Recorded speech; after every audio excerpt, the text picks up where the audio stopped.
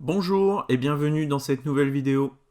J'ai essayé de vous compiler les vraies, les seules et les uniques bonnes raisons de ne pas acheter une Tesla Model 3. Alors déjà, la première raison, elle est assez évidente, c'est le prix.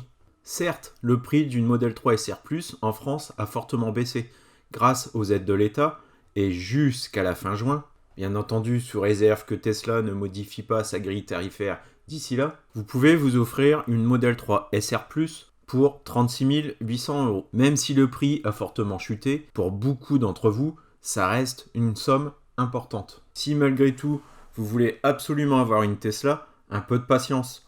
Je pense que d'ici 4 ans, une Model 3 d'occasion se négociera facilement entre 15 et 20 000 €. Ensuite, il y a aussi l'option d'attendre la sortie de la Model 2.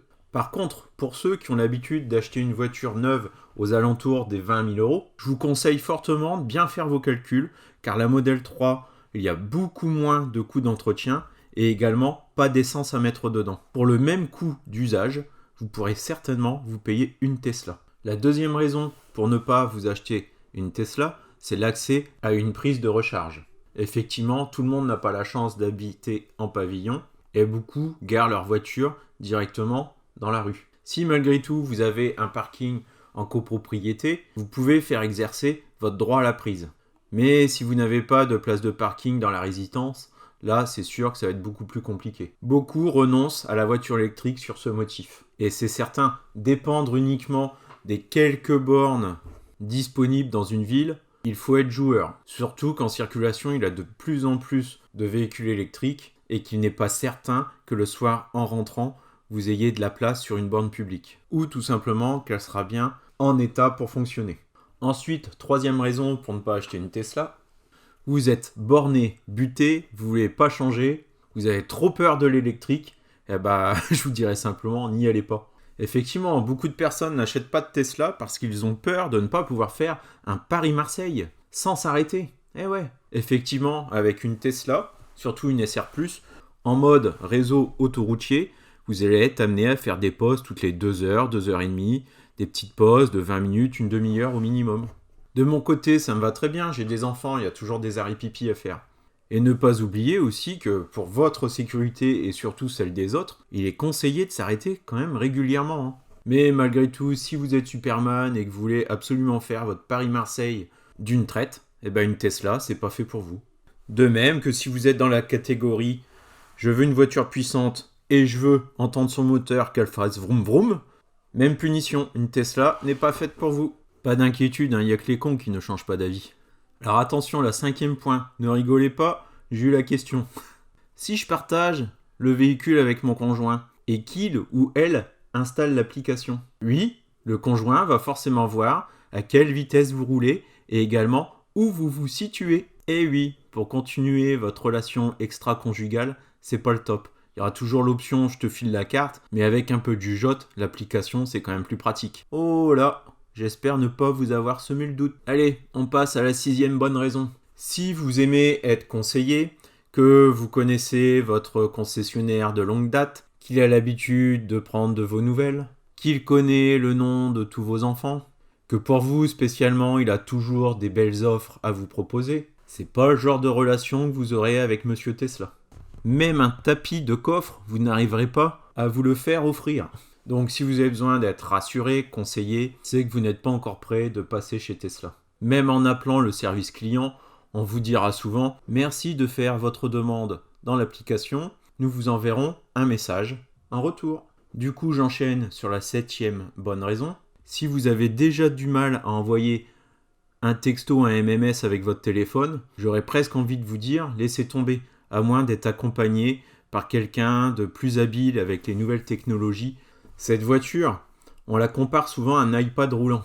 Elle est forcément technologique, bien que tout soit fait pour que ce soit simplifié au maximum. Vous pouvez bien entendu vous contenter de rouler uniquement avec, mais dans son ensemble, c'est pas un véhicule que je vais conseiller à une personne qui a du mal à envoyer un MMS. Ensuite, la 8e raison, justement, c'est la raison de la raison. C'est une voiture puissante. Limite, si vous aimez la vitesse, ce n'est peut-être pas une voiture à mettre entre toutes les mains. Même avec toutes ces aides à la conduite, le seul maître à bord, faut pas oublier que c'est vous. Donc si vous pensez que dans votre tête c'est borderline, le plus simple c'est peut-être de ne pas acheter ce genre de véhicule. Au mieux ça sera juste un permis en moins, mais le pire peut être dramatique. C'est le genre de véhicule où dès qu'on appuie en quelques secondes, on peut rapidement être au double de la vitesse autorisée. Alors c'est sûr, c'est peut-être jouissif pour certains, mais le mieux c'est peut-être se brider au moment de l'achat et de ne pas acheter ce type de véhicule, surtout si vous avez tendance à avoir un peu le pied lourd. Autant avec ma Dacia, j'avais 30 secondes devant moi avant de me dire « Bon Xavier, tu vas pas aller si vite, hein, ça sert à rien ». Alors que là, en 2-3 secondes, « Ah zut, je suis déjà à 110 ». Je ne l'ai même pas senti venir. Il me semble qu'on en est à la 9e raison. Alors justement, pour les fous du volant, vous aurez du mal à avoir Waze, hein, puisqu'il n'y a pas Android Auto, la voiture, ou CarPlay.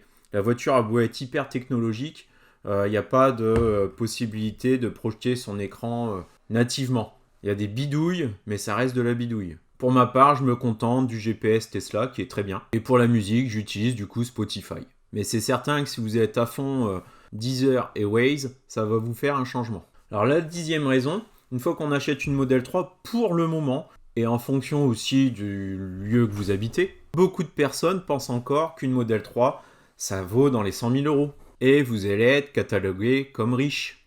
Et pas mal de personnes aussi admirent la voiture dans la rue. Malgré qu'on croise un tas de BM, de Mercedes et même plein de Peugeot et Renault qui valent en prix d'achat bien plus que votre Model 3. Donc en gros, si vous préférez rentrer dans le moule et passer inaperçu, c'est pas le bon plan.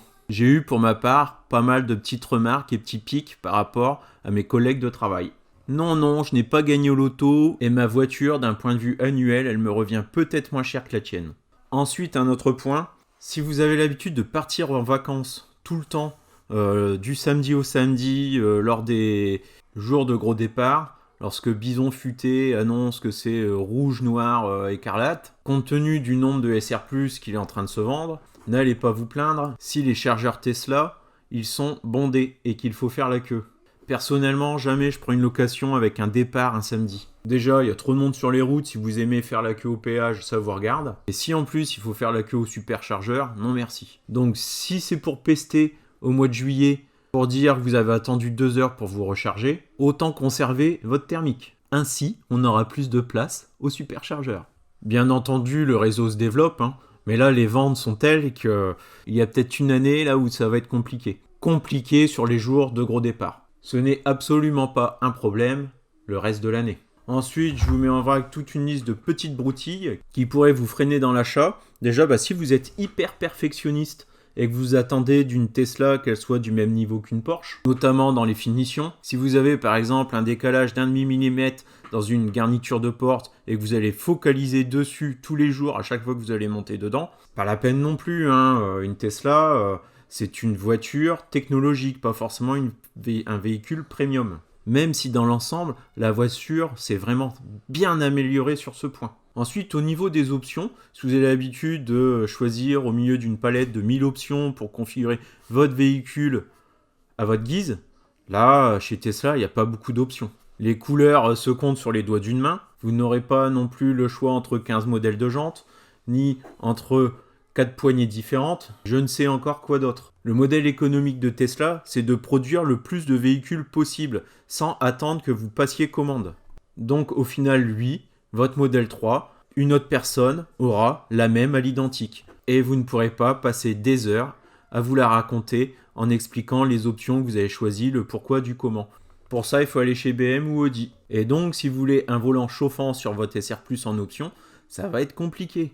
Enfin, un dernier point, si votre conjoint déteste les attractions à sensations fortes et qu'au contraire, vous êtes tenté par appuyer sur la pédale d'accélération à la moindre occasion, tout en respectant la limitation de vitesse, bien entendu, hein, ça risque de faire des étincelles dans le couple. Car une Model 3, c'est quand même beaucoup d'accélération et beaucoup de décélération. Les décélérations, l'air de rien, ils sont quand même assez brutaux aussi. Si vous avez des passagers en mal de transport, ça va pas s'améliorer, je pense. Bien entendu, pour vous rassurer, avec une conduite raisonnable, très facile d'atténuer tout ça. Merci une nouvelle fois de m'avoir écouté.